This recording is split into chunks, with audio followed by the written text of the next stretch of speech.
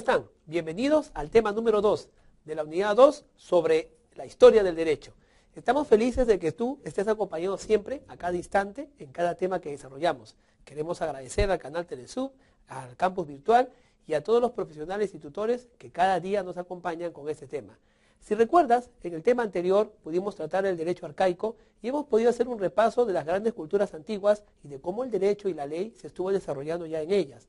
En especial mención fue el Código de Hammurabi. Recordarás cómo él en una piedra de ónice de color negro talló los primeros reglamentos y las primeras normas que tenían varios temas que trataban respecto a la vida social de los primeros habitantes de la antigüedad. Pues bien, como tú sabes perfectamente, no se quedó allí. Las culturas antiguas desarrollaron hasta formar grandes imperios. Uno de los más grandes imperios fue el Imperio Romano. El Imperio Romano es particularmente importante para nosotros porque siendo nosotros una cultura latina, descendiente de aquellos primeros pobladores de Occidente, hemos heredado algo de ellos. Y no solamente de los romanos, sino también de los germanos. Pero es algo que iremos estudiando poco a poco en el desarrollo de estos tres temas que nos faltan por resolver y también por exponer. El día de hoy tenemos para ti, la universidad tiene para ti, el tema interesante de la ley y el derecho en la época romana. Vamos entonces a ver la primera diapositiva para comenzar a introducirnos a este tema del derecho romano. Así es, efectivamente, estamos en el tema número 2, el sistema jurídico romano. Ahí tenemos una vista de una ruina del Coliseo romano, que es un patrimonio de infraestructura de aquella época.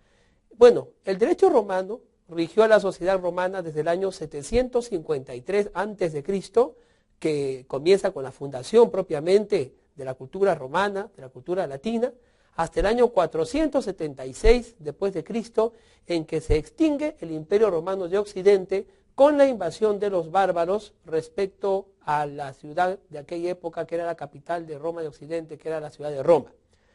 Quiero explicarles algo antes de pasar a la segunda diapositiva.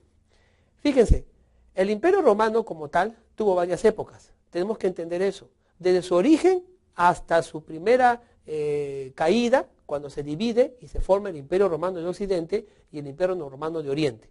Para nuestro derecho es importante tanto el primero como el segundo, pero es necesario que para cuestiones pedagógicas dividamos la historia del Imperio Romano para comprender su evolución y su naturaleza. Vamos a ver una segunda diapositiva que nos ayudará a comprender esto. Ustedes pueden ver allí la catedral de Constantinopla. ¿Por qué estamos poniendo esta imagen? Porque efectivamente, si bien es cierto, el Imperio Romano de Occidente duró hasta el año 476 después de Cristo, el Imperio Romano de Oriente, con su capital en Constantinopla, duró muchísimos años más. Para ser más exacto, hasta el año 1453, cuando los turcos otomanos invaden la ciudad de Constantinopla y, bueno, destierran para siempre la existencia del Imperio Romano de Oriente. Quiero explicarles algo más. Entre Roma de Occidente y Roma de Oriente había una gran separación de territorio y las culturas y las sociedades que formaban parte del uno y del otro varían en origen y varían también en tradición. Sin embargo, todas ellas se sintieron unificados por la ley y por la norma que definitivamente hicieron que Roma sea durante muchos lustros y muchos siglos sea la luz de este mundo. Que Roma pudiera iluminar con su normatividad y su legislación las directrices de cada sociedad y de cada cultura que ellos conquistaban, dominaban o aquellos que voluntariamente se entregaban a formar parte del sistema romano que existía en aquel tiempo. Cuando Roma comienza con una pequeña monarquía. No existía pues los grandes imperios como hoy conocemos. Ciertamente cuando hablamos del Imperio Romano nos acordamos de Julio César, de César Augusto y de tantos superhéroes, ¿no?, de la época, de la mitología que se relaciona con ellos. Eso es parte de la cultura de esa época, pero no es lo más importante. Si algo tenemos que heredar de Roma es su derecho y es su norma. Vamos entonces a empezar a estudiar cómo fue el derecho romano en su primera etapa, en la etapa monárquica. Tengo para ustedes una diapositiva que nos podrá de alguna manera aclarar cuáles fueron las tres etapas en las cuales se divide o se subdivide el Imperio Romano. Vamos a ver esta diapositiva. Bueno, en aquella diapositiva vemos ahí a un emperador, al emperador para ser más exacto, César Augusto, ¿no? Él heredó pues el trono y tenemos allí dividido en 3 etapas. La monarquía, que dura desde el año 753 a.C. hasta el año 510 a.C. Luego tenemos la república, que se inicia en el 510 a.C. y termina justo en el año 27 anterior al nacimiento de Cristo. Y finalmente tenemos el Imperio Romano, que se inicia pues con César Augusto, a quien tenemos pues allí justamente en la imagen. A partir del imperio de César Augusto y de su dominio magno respecto a todo el imperio, se inicia una nueva etapa. La etapa monárquica entonces comprende entre el año 753 a.C. al 510, y lo que podemos rescatar de ese derecho es el siguiente. Vamos a ver a continuación otra diapositiva que nos va a describir cómo es la sociedad romana. Luego les haré una pequeña explicación. Veamos la siguiente diapositiva. La época monárquica. Allí podemos ver una imagen en la cual hemos tratado de vislumbrar el escalafón de sociedades que había. En realidad son los 3 principales niveles de sociedad que se ha podido identificar, que los historiadores han podido identificar. Sin embargo, sabemos ya hoy en día que en cada escala de sociedad y de casta existían subescalas. Pero para efectos de lo que nos interesa, del estudio del derecho romano y la sociedad romana, podemos dividir las castas en 3. La primera eran los patricios, también conocidos como ciudadanos. Los patricios eran personas de la clase dominante, eran personas que por sangre o por herencia o por gratitud de la monarquía, del Estado romano, habían adquirido ese nivel, ese escalafón. Seguido de ellos tenemos a los plebeyos, que si bien cierto eran romanos, eran de inferior jerarquía social, eran los romanos dominados, aquellos que no podían ejercer función pública. Estaban muy limitados en la interpretación de las normas de las leyes y de la administración del poder. Finalmente, y debajo de los plebeyos y los patricios, encontramos a los esclavos. Los esclavos es la casta social más baja de la pirámide social de la antigua monarquía romana. Los esclavos no tenían derechos de ninguna especie. Quiero explicarles algo. Cuando hablamos de patricios, plebeyos y esclavos, a veces podemos tener una imagen fija de cómo era la sociedad romana. Sin embargo, tenemos que decir que esa imagen fija que tú puedes desarrollarte de la sociedad de aquella época no es la que generalmente podemos nosotros históricamente comprobar. ¿A qué me refiero? Un esclavo, por ejemplo, no era pues un hombre y muchas veces inculto o indocto, un hombre que no tenía cultura ni sapiencia. Había muchos esclavos que habían sido tomados de otras culturas y de otros imperios que tenían vastos conocimientos, científicos, estudiosos de la legislación, hombres de ciencia que por el hecho de haber sido derrotados en una batalla, en una guerra, eran tomados como esclavos. Los romanos entonces aprovechaban el saber de estas personas para poder canalizar todos esos talentos, y eso también variaba el precio de cada esclavo, ¿no? Un esclavo sabio pues costaba mucho más de aquel que solamente podría dar la fuerza de sus músculos o la fuerza física. Así que cuando hablamos de los escalafones sociales de Roma, no estamos hablando en realidad de personas que no tengan talentos, sino estamos hablando de personas que tenían mucho talento y mucha inteligencia, pero el escalafón social los arrinconaba hacia, en este caso los esclavos, hacia al no ejercicio de ningún derecho. Tal es así que en muchas normas romanas a los esclavos se les considera cosas. Eso quiere decir en latín res. Cuando hablamos de los plebeyos, encontramos muchos de ellos que habían sido en alguna oportunidad patricios, pero que habían perdido tal privilegio por alguna deshonra, alguna desobediencia, algún proceso habido contra ellos, y descendían en la escala social. Otros plebeyos venían simplemente de ser productores, de ser ganaderos, de ser una clase social que pertenecía a un área productiva que no era tan apreciada. Sin embargo, los patricios eran aquellos que tenían y detentaban el poder. Eran los que se habían hecho dueños de grandes extensiones de tierra y que tenían a su servicio a los demás miembros de la sociedad, es decir, a los plebeyos y a los esclavos. La riqueza y el poder de un patricio se podía apreciar en la cantidad de tierra y en la cantidad de posesiones que él tenía, en la cantidad de poder que podía acumular, sea por herencia o sea por delegación. El Imperio Romano empieza así, con la monarquía, dividido en la sociedad en 3 clases bien definidas, con sus respectivas subclases y su constante conflicto entre una con la otra. Obviamente los plebeyos no querían permanecer sin derechos y querían muy pronto ascender en la escala social hasta poder codearse con los patricios, disputándose de alguna manera el poder. Los militares no eran considerados de la casta patricia, eran más bien considerados de la clase plebeya, pero prontamente estos militares iban a ascender a través del poder político y a través del poder militar. Las clases sociales de la época monárquica nos puede dar a nosotros una idea clara y precisa de lo que el Imperio Romano necesitaba controlar.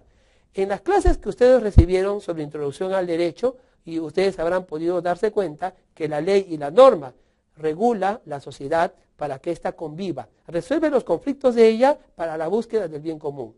Pues bien, esta era la sociedad romana. ¿Cómo podía Roma solucionar estos conflictos? Vamos, acompáñenme a una diapositiva más. Luego, pues, de la época monárquica, en la cual existía también el dominio del pater familia, es decir, el padre de familia dominaba a toda su familia, a todos sus hijos, tenía incluso poderes de vida o muerte sobre ellos, podía disponer de posesión, desheredar cuanto quisiera y tenía casi un poder absoluto dentro de la familia. Llegamos a la época republicana. La época republicana ya varía en muchos aspectos de la época monárquica, porque en principio el poder que detentaba son transmitidos a funcionarios anuales, que son los llamados cónsules, y los poderes religiosos a los pontífices. Quiero explicarles algo un momento. Fíjense, ya dijimos y sabemos por estudios generales de ciencia política que el poder no se puede dividir. El poder es uno solo, el poder es absoluto. Sin embargo, un poder tiene diferentes facultades. Una de las facultades más poderosas que tiene es la facultad de política, la facultad de poder político, es decir, la de regir leyes, la de emitir normas monárquicas y la de resolver problemas jurisdiccionales. Y el otro poder de la época, y aún hoy día queriendo sobrevivir aún en el siglo XXI, es el poder religioso. Las facultades religiosas que tenía el monarca se relacionaban íntimamente con su propia naturaleza de ser hijo de Dios o de ser Dios mismo, como decía César Augusto, el divino César.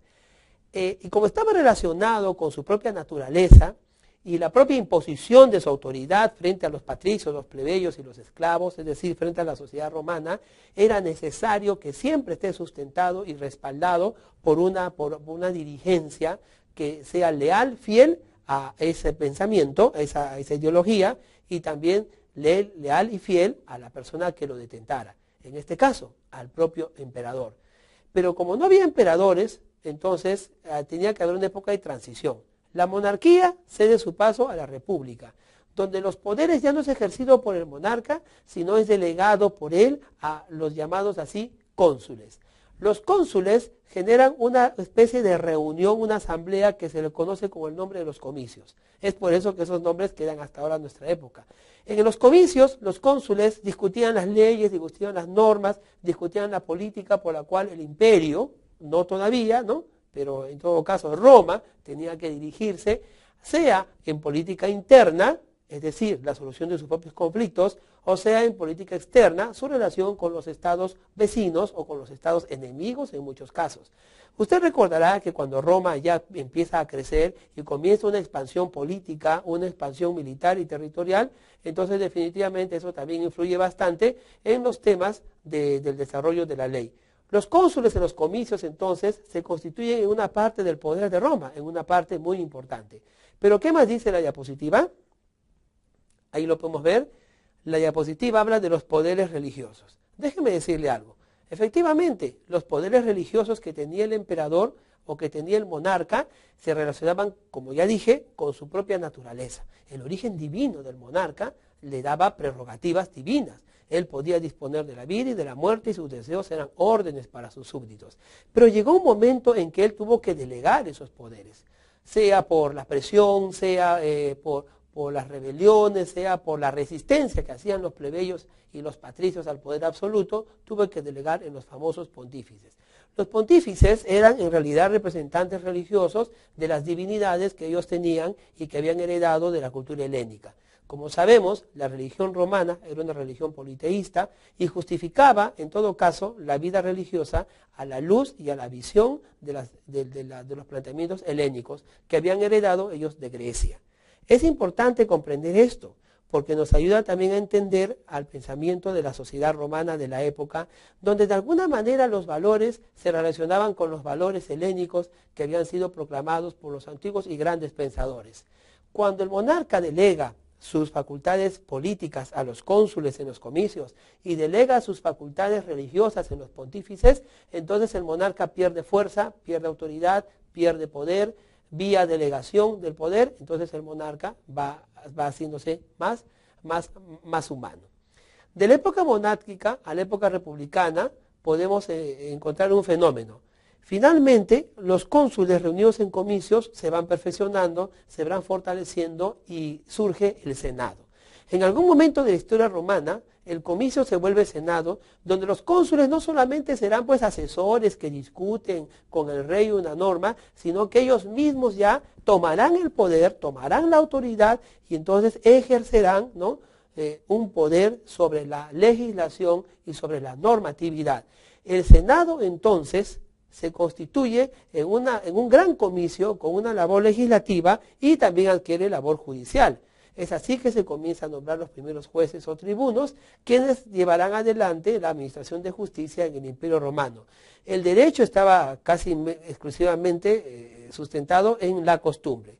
En la diapositiva que les hemos preparado, por ejemplo, podemos ver lo siguiente. Como ya dije, el Senado se impone a los cónsules, los comicios continúan con la labor legislativa y adquieren la labor judicial. El derecho está basado casi exclusivamente en la costumbre, porque en aquel tiempo todavía no se ha conocido lo que era la codificación. Pasarían muchos años hasta que Roma conociera acerca de la codificación y definitivamente el derecho era por costumbre. Es decir, las resoluciones de un proceso judicial se tomaban en cuenta para otra. Sin embargo, no podemos dejar de decir que en aquel tiempo se inició los primeros pininos, por así decirlo, de lo que más tarde sería la codificación romana. Quiero mostrarles ahora en la diapositiva que sigue la ley de las 12 tablas. En la época no fue en la época monárquica, sino fue en la época republicana donde se dio la ley de las 12 tablas. La ley de las 12 tablas contenía una serie de normas por los cuales se restituía o se reconocía algún derecho de los plebeyos y los patricios. Podemos ver en las diapositivas unas cuantas fotografías de aquellas 12 tablas que se tenían en cuenta en época antigua romana. Allí hubo una gran discusión entre patricios y plebeyos, donde los segundos exigían a los primeros igualdad de derechos. Es decir, los plebeyos exigían participar en la vida pública y exigían participar en la vida política. Quiero decirles algo más. La ley de las 12 tablas en realidad es un primer intento de conflicto social, de poder equilibrar el conflicto social que había entre los plebeyos y los patricios, en donde los segundos, pues, como ya les dije, querían formar parte de la vida pública, formar parte de la vida política y querían una cuota de poder y de autoridad que los patricios hasta ese instante habían retenido para sí. La ley de las 12 tablas, entonces, significa un avance importante en lo que sería, o llamaríamos el día de hoy, el reconocimiento de derechos civiles. Bueno, obviamente en aquel tiempo no se hablaba en esos términos, pero podríamos decirlo que eso era la ley de las 12 tablas. Cuando se emite la ley de las 12 tablas, las normas que ella contiene van resolviendo algunos de los conflictos que existía, tanto entre plebeyos y pares, como entre patricios y pares, y como entre el uno y el otro clase social.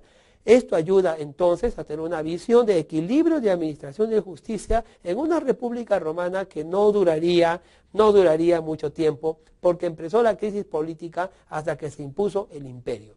Vamos entonces a ver acerca del imperio. Pasamos a la siguiente diapositiva. Allí podemos encontrar el imperio en la época romana. Ya les mencioné de que la época romana se dividía en tres partes históricas. La segunda de ellas, que es la del imperio, es quizá la más prolongada y la que ha cubierto más años en la historia del ser humano. Podemos ver en la diapositiva dos imágenes. La primera es la de Justiniano y la segunda es la de Diocleciano. En realidad, estos dos emperadores pertenecen uno al imperio de Oriente, que sería el caso de Justiniano, y otro al imperio de Occidente. Es decir, en los últimos lustros de lo que hoy conocemos como imperio. En realidad el imperio surge, como ya dijimos, como César Augusto, y se divide en dos. Primero es el Principado o Alto Imperio, que termina en el año 284 después de Cristo, Y el segundo es la monarquía de Diocleciano hasta la muerte del emperador Justiniano, que ocurrió en el año 585 después de Cristo. Tanto en una parte del imperio como en otro, déjeme explicarle esto, Roma cambia, Roma se transforma. Todos los poderes políticos y religiosos de alguna manera se trasladan con fuerza al emperador. Y es el emperador el que ya controlando su poder por los senadores y por los que estaban en las altas castas de la sociedad romana, comienzan a tener cierto control del poder. En la práctica siempre existía un conflicto tremendo entre el emperador y sus senadores. Tal es así que muchas veces los senadores complotaban contra los emperadores, y los emperadores y el ejército complotaban contra los senadores, y ya encontramos aquí una lucha de poder que solamente se da en las grandes culturas y que Roma lo tuvo para poder de esta manera luchar esta dinámica social del poder y esta dinámica social del servicio y esta dinámica social del poder al servicio de la sociedad. Así que el Alto Imperio, o en todo caso el Principado, tiene su parte legislativa, y en la segunda parte del imperio, que sería el Imperio Oriental, también tiene su parte legislativa. Vamos a avanzar entonces en el estudio. Vamos a una siguiente diapositiva. Podemos encontrar que en el Principado o Alto Imperio, el emperador gobierna en derecho con el Senado, pero es preponderante. Es decir, siempre la voluntad del emperador se impondrá contra el Senado.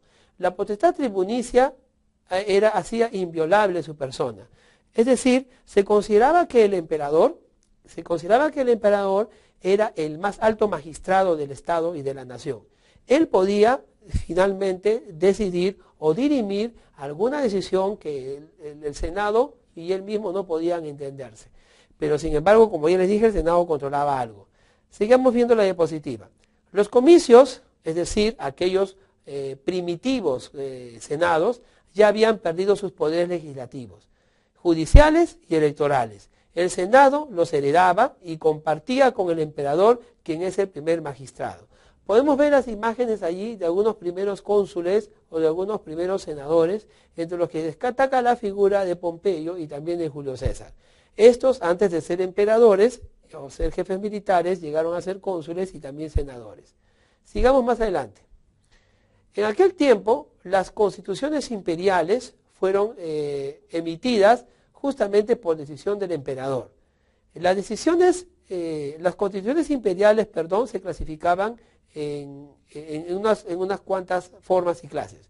Podemos ver aquí en esta diapositiva la primera, la sedicta. Bueno, la sedicta en latín. En castellano podríamos decir lo que eran los edictos. El emperador emitía edictos que eran prescripciones de orden general, publicadas en su calidad de magistrado con fuerzas de ley.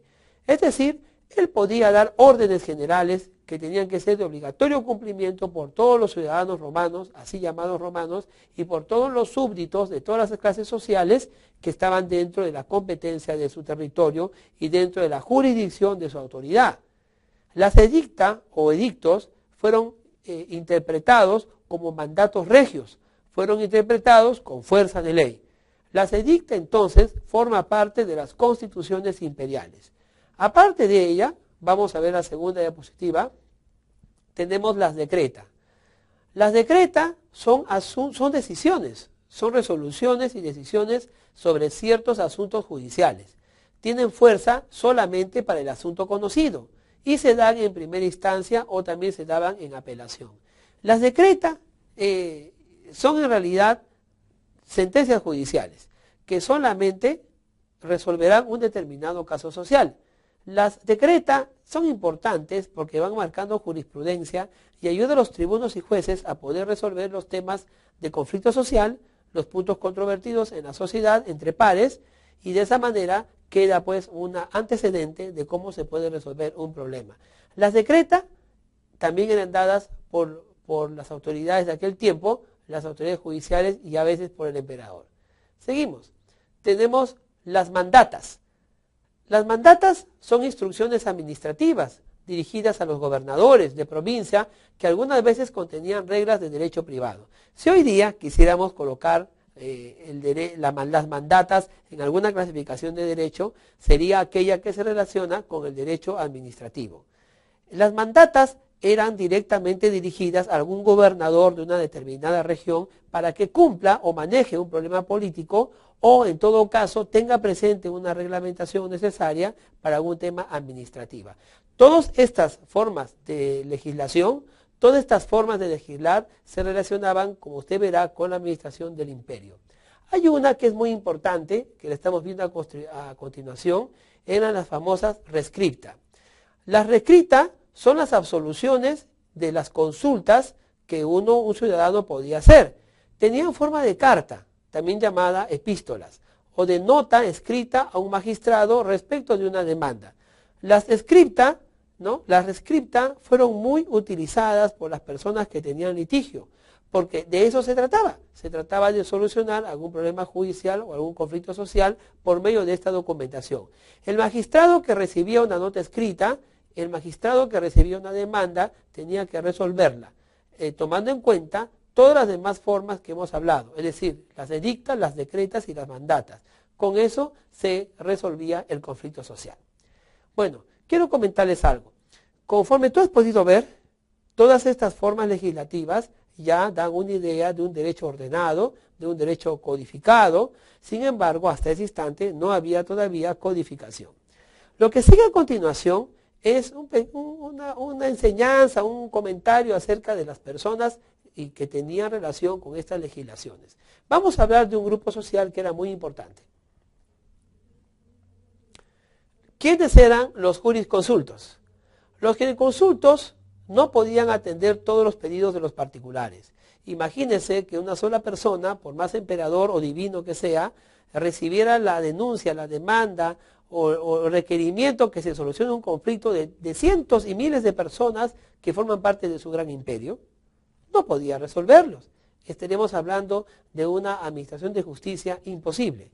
Así que, conforme vemos en la diapositiva, el emperador, al no poder hacerlo, invistió determinados juristas, antiguos magistrados, cónsules o pretores, del derecho para contestar las consultas jurídicas al público.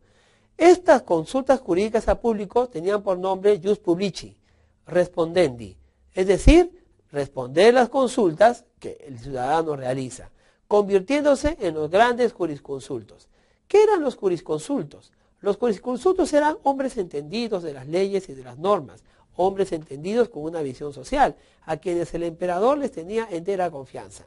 Han sido muchos aquellos, cuyos nombres ya vamos a ver, que se relacionaron con la legislación romana para poder solucionar el conflicto social y para poder administrar los grandes problemas que tenía el imperio romano, la sociedad romana. Estos jurisconsultos estaban también agrupados en determinadas escuelas.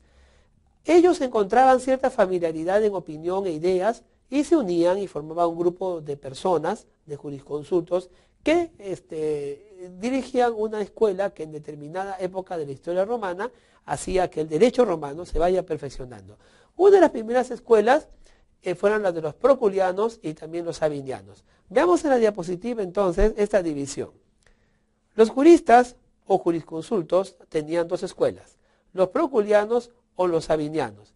Obviamente, proculianos y sabinianos por el origen del nombre de sus fundadores. Vamos a avanzar a una diapositiva más. Los proculianos o proculeianos eran partidarios de la interpretación extensiva. Según la equidad, eran más bien innovadores.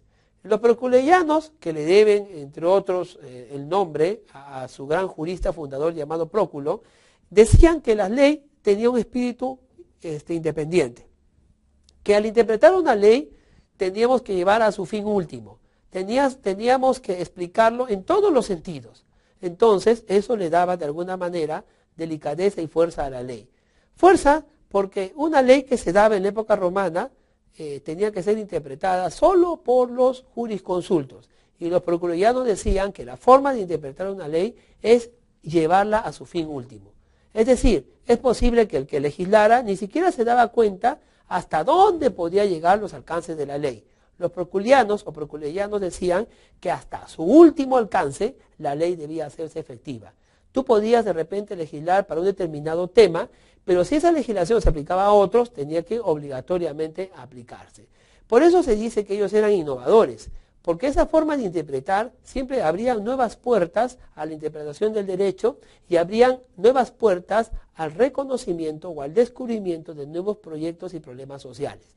Los proculeianos eran una escuela muy apreciada en la época de los romanos, especialmente por la juventud y por aquellos hombres que veían el futuro de Roma como una forma de globalizarse en todo el orbe.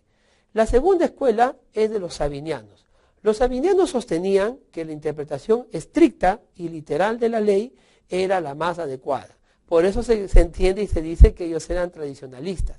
Si salía una ley, ellos decían simplemente que tenía que interpretarse solo hasta lo que ella dice. Si ella pretende decir algo, no lo dice. Si aparentemente dice algo, no lo dice. Si no lo dice, entonces no se puede hacer ninguna otra interpretación. En ningún sentido, ni a favor de la sociedad, ni a favor del reo, ni a favor de nadie. La ley tenía que cumplirse estrictamente en lo que ella en sí misma está diciendo.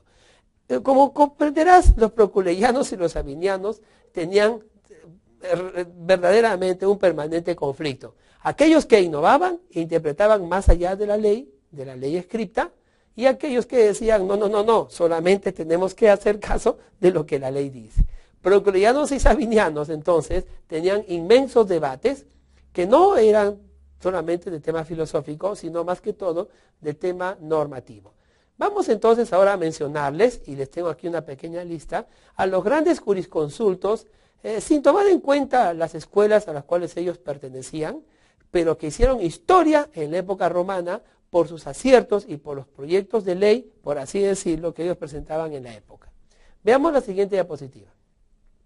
Los principales jurisconsultos son Antistius Labeo, Ateus Capillo, Silvius Julianus, Caecilius Africanus, Aemilis Papinianus, Paulo, Ulpiano, Hernius y Modestino.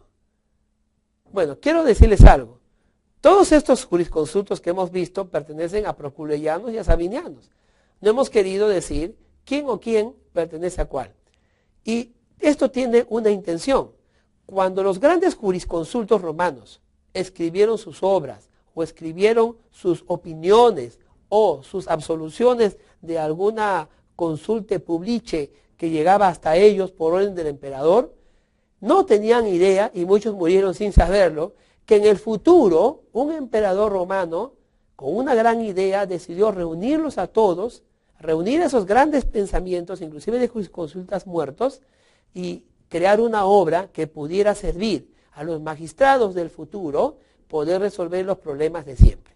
Las instituciones que estos jurisconsultos crearon con su inteligencia y su innovación serían también muy pronto rescatados y protegidos por una codificación que en el futuro de Roma muchos de estos jurisconsultos no pensaron que eso iba a ocurrir.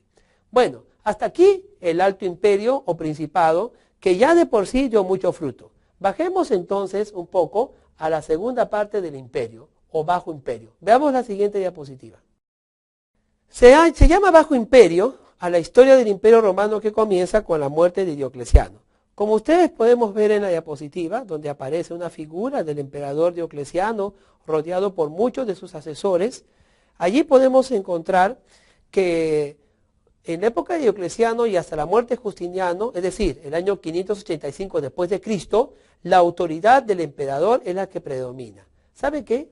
Yo quiero decirle a usted que siempre va a haber un conflicto de poder. Bueno, así como todas las grandes culturas, Roma también pasó de una etapa de orígenes a una etapa de imperio maduro.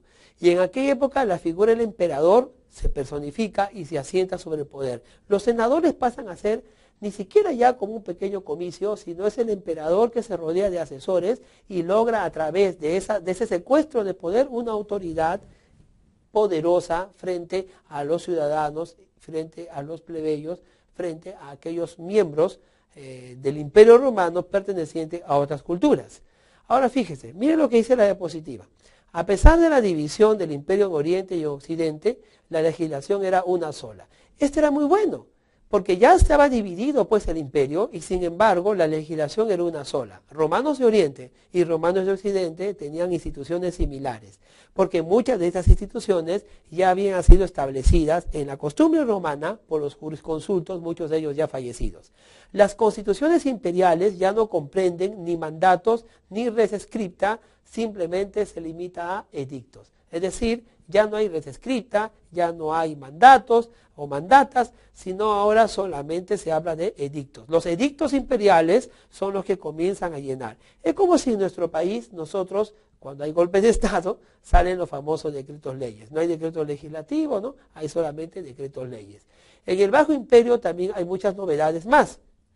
Podemos mencionar que en aquella época aparecen pues los códigos gregorianos, los códigos hermogenianos, que eran recopilaciones de las constituciones de ciertos emperadores como Septimio Severo II y del mismo Diocleciano hasta Valentiniano I.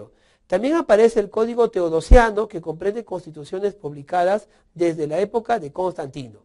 Constantino, como usted sabe, fue el primer emperador que reconoció a la religión cristiana como la religión oficial del imperio, y fue Constantino también que realiza algunos cambios de adoración religiosa mediante ciertos edictos imperiales. Y como ya les dije, el edicto imperial era de obligatorio cumplimiento. Además de estas recopilaciones, podemos mencionar otras que ocurrieron en el Bajo Imperio. Vamos a ver la siguiente diapositiva. Allí podemos ver la fotografía de un gran jurista, bueno, del monumento, del busto de un gran jurista, que es jurista el gran Papiniano. Bueno, en el Bajo Imperio, los grandes jurisconsultos eran, entre otros, 5 reconocidos: Papiniano, Paulo, Ulpiano, Cayo y Modestino.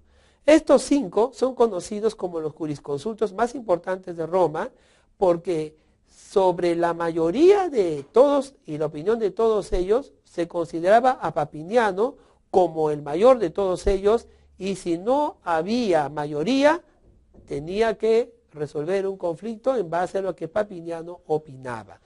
Todos los comentarios de ellos se recopilan en lo que nosotros conocemos hoy como la ley de las citas. La ley de las citas era una recuperación de todos los comentarios y opiniones y estudios que habían realizado estos 5 jurisconsultos. Era una recopilación de todos ellos para que sea una guía para los magistrados del Imperio Romano, tanto de Oriente como de Occidente. Vamos a la siguiente diapositiva. Bueno, pero fue el emperador Justiniano quien, reconociendo la necesidad de recopilar todas estas normas repartidas entre el digesto, la ley de cita, las 12 tablas, las pandectas, ¿no? Todas estas normas perdidas y repartidas, fue el gran emperador Justiniano del Imperio Romano de Oriente quien decidió rehacer, digámoslo así, mediante una codificación estas normas, y las agrupó bajo un libro denominado el Corpus Juris Civilis. El Corpus Juris Civilis llega a ser una de las primeras codificaciones de más gran alto nivel que podemos entender y podemos conocer hasta la época. El Corpus Juris Civilis se constituye en las bases del Imperio Romano, en donde están recopilados todas las normas que hasta ese instante estaban repartidas. Y están recopiladas y codificadas en un orden que hasta el día de hoy nos sorprende.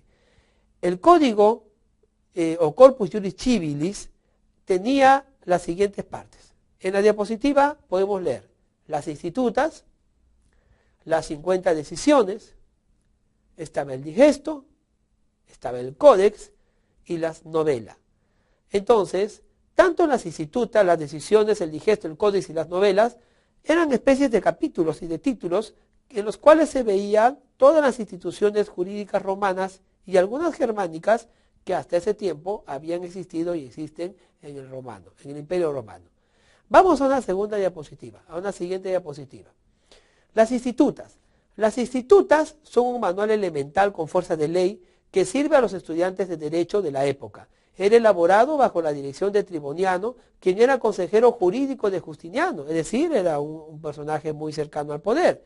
Comprende 4 libros: las personas, las cosas, los derechos reales, las sucesiones, las obligaciones contractuales y también los temas delictuosos.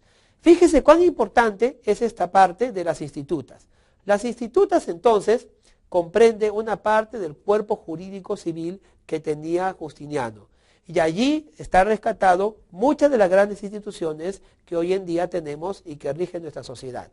La propiedad, la hipoteca, la posesión, las formas de adquirir la propiedad, todo esto existe ya desde la época romana y se encuentra presentes en las institutas de Justiniano. Tenemos que agradecer entonces al trabajo codificador y muy paciente de Triboniano, quien con orden imperial realizó este trabajo. No solamente encontramos temas de propiedad y posesión, sino también temas de las personas, el origen de la persona, la familia, la sucesión, la herencia, los legados, todas esas instituciones forman parte de las institutas. El segundo libro son las 50 decisiones. Se prolonga las 50 decisiones más o menos entre el año 529 al año 530, es decir, en 1 año a 2 años en que se hizo. En estas decisiones había como objetivo poner fin a los puntos controvertidos abiertos por la ley de citas. La ley de citas había dado mucho problema respecto a la explicación de muchas instituciones. Bueno, las 50 decisiones, y lleva el nombre por eso, resuelven muchos de los conflictos jurídicos que estas 12 tablas, esta ley de citas tenía al principio. Seguidamente tenemos el digesto, o pandecta. En el año 533, Justiniano hace codificar y compila metódicamente 50 libros de las obras de los grandes jurisconsultos. Eran demasiados libros, decía Justiniano, entonces vamos a volverlo uno solo. Producto de esta codificación de todos los libros de los grandes jurisconsultos es el digesto.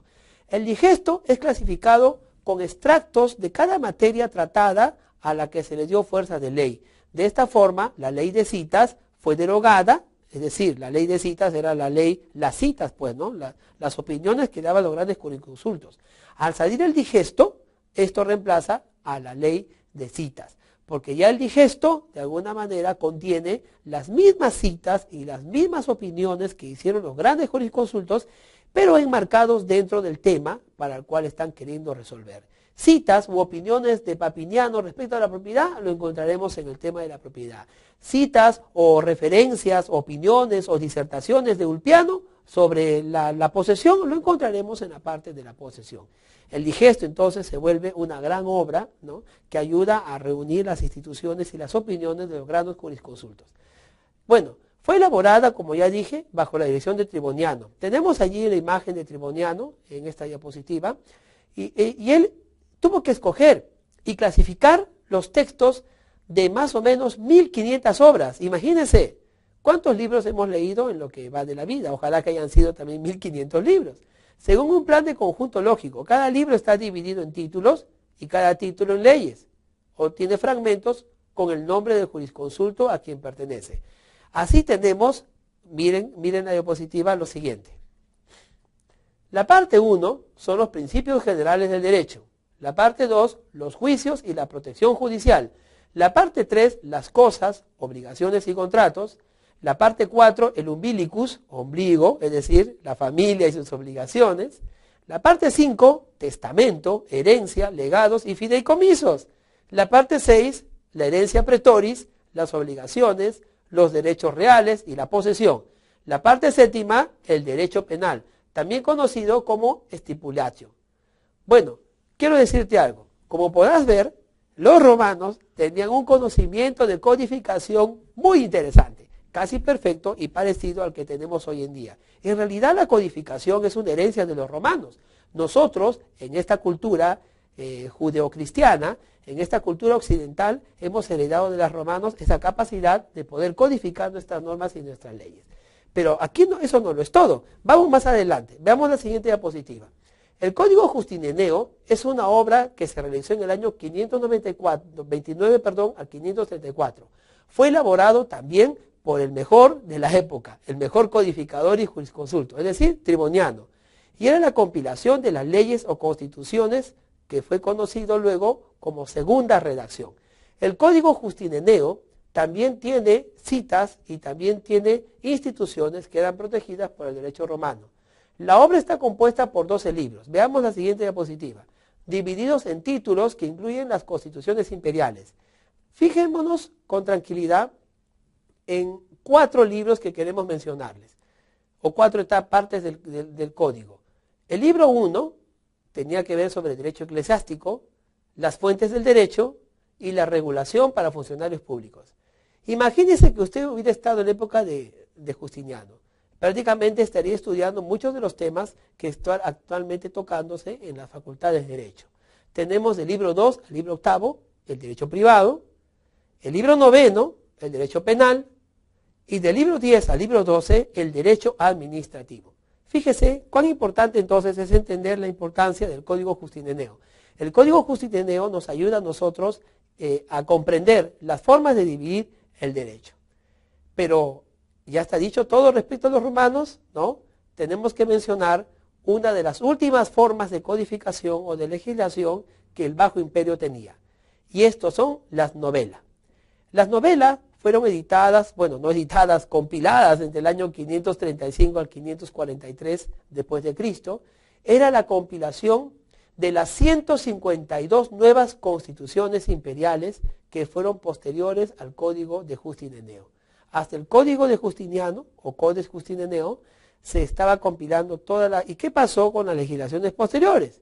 Todas fueran justamente recopiladas en las novelas. Debido a que Justiniano había declarado que después del Códex no había otra nueva edición, muy particular en defensa de autor, ¿no? Era Justineneo, se dio esta compilación, que concierne a 64 estipulaciones imperiales sobre el derecho privado, 58 estipulaciones imperiales de derecho público y 30 decisiones imperiales sobre asuntos eclesiásticos. Las novelas entonces regirán la vida de los romanos hasta el año 543 después de Cristo, en las cuales los turcos invaden Constantinopla y con ello dan fin al Imperio Romano, a uno de los más grandes, por no decir el más grande imperio que ha existido en la humanidad. Quiero decirles algo para terminar. Los romanos significa para nosotros y tiene una importancia jurídica y jurígena importantísimo.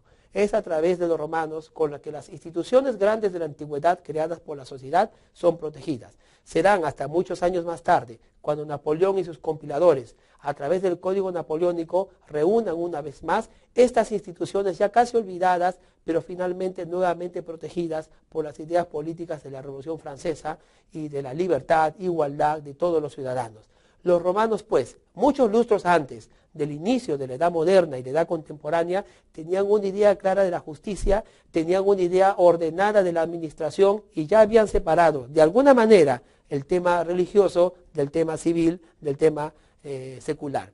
Los romanos, entonces, con su codificación, lograron reunir institucionalmente, en un solo lugar, muchos de los derechos que nosotros hoy en día tutelamos y protegemos. Tenemos mucho que agradecerle a los romanos. Ojalá hoy en día haya muchos justinianos y muchos tribonianos. Y cómo no, esperamos que tu nombre figure en algún momento también en el eslogan de los grandes jurisconsultos, como Upiniano, Palpiniano y todos los grandes jurisconsultos romanos a quienes le debemos estas grandes instituciones. Te pido que me acompañes. No hemos terminado. Vamos al tema número 3 de aquí a poco, donde estudiaremos el derecho germánico, un derecho muy importante y muy presente también en el derecho occidental que hoy día todos vivimos y bajo cuya regla nosotros nos dirigimos. Te animo entonces a que repases tus temas, a que repases estas tutorías y puedas acompañarme en el tema número 3. Al emperador, para ser más exacto, César Augusto, ¿no? Él heredó pues el trono y tenemos allí dividido en 3 etapas.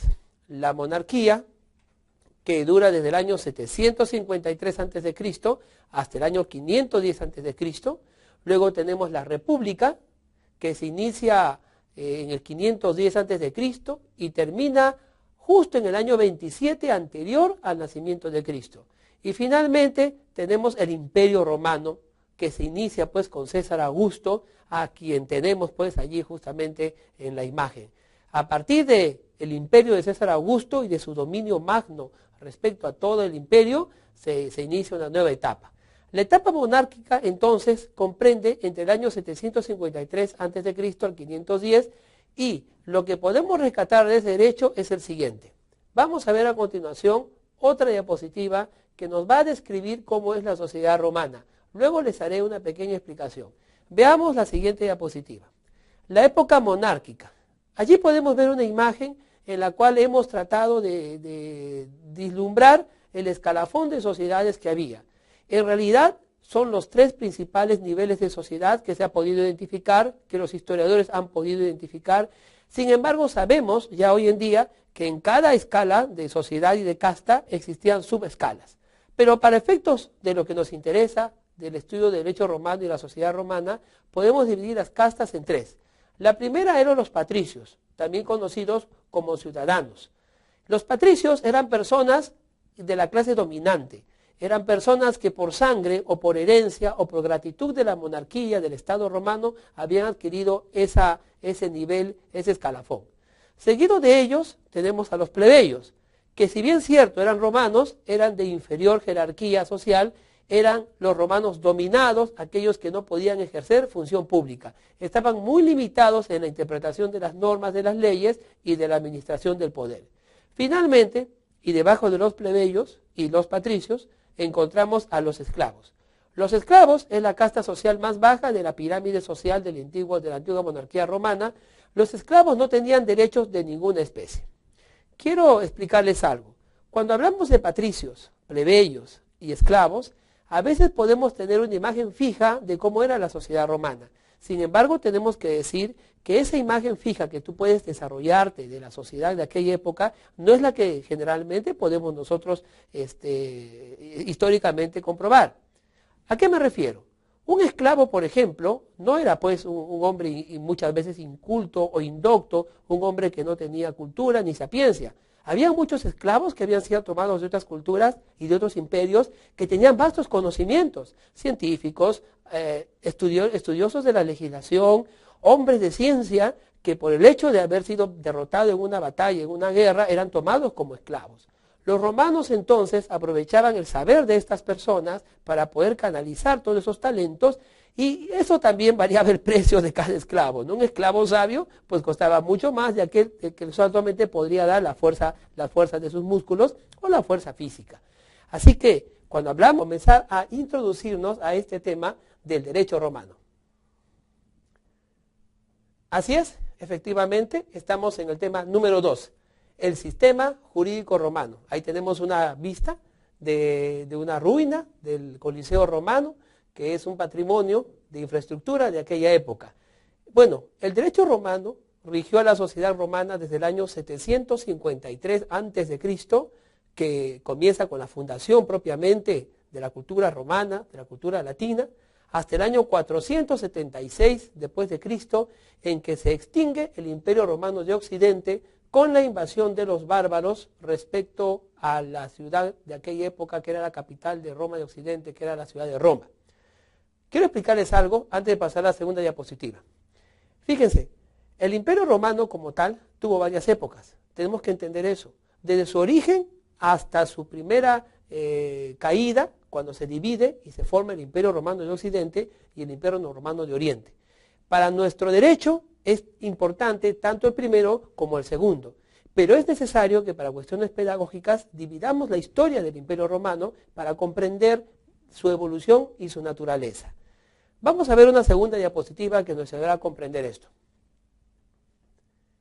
Ustedes pueden ver allí la catedral de Constantinopla. ¿Por qué estamos poniendo esta imagen?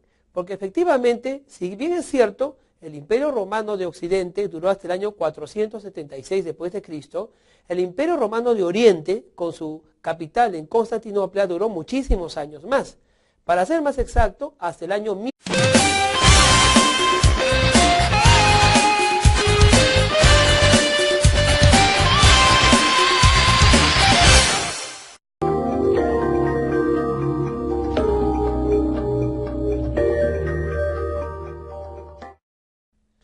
¿Cómo están? Bienvenidos al tema número 2 de la unidad 2 sobre la historia del derecho.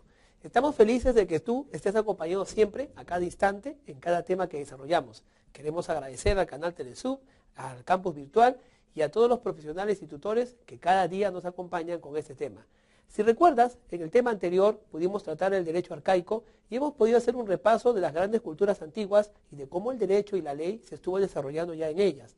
En especial mención fue el Código de Hammurabi, recordarás cómo él en una piedra de ónice de color negro talló los primeros reglamentos y las primeras normas que tenían varios temas que trataban respecto a la vida social de los primeros habitantes de la antigüedad.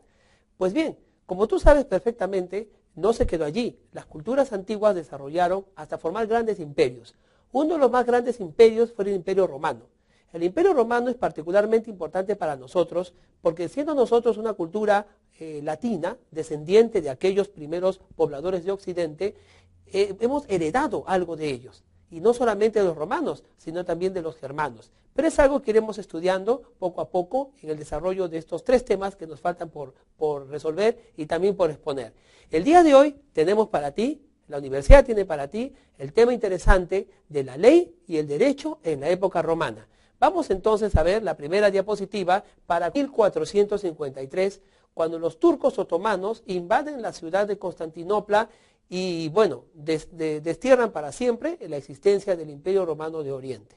Quiero explicarles algo más. Entre Roma de Occidente y Roma de Oriente había una gran separación de territorio y las culturas y las sociedades que formaban parte del uno y del otro varían en origen y varían también en tradición.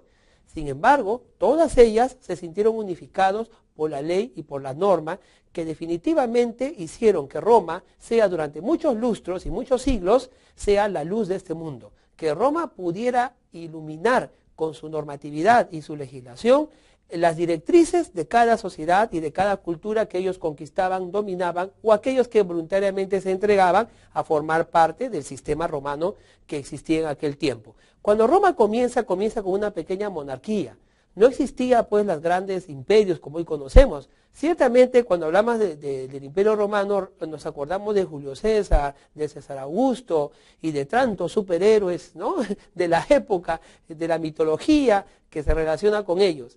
Eso es parte de la cultura de esa época, pero no es lo más importante. Si algo tenemos que heredar de Roma es su derecho y es su norma.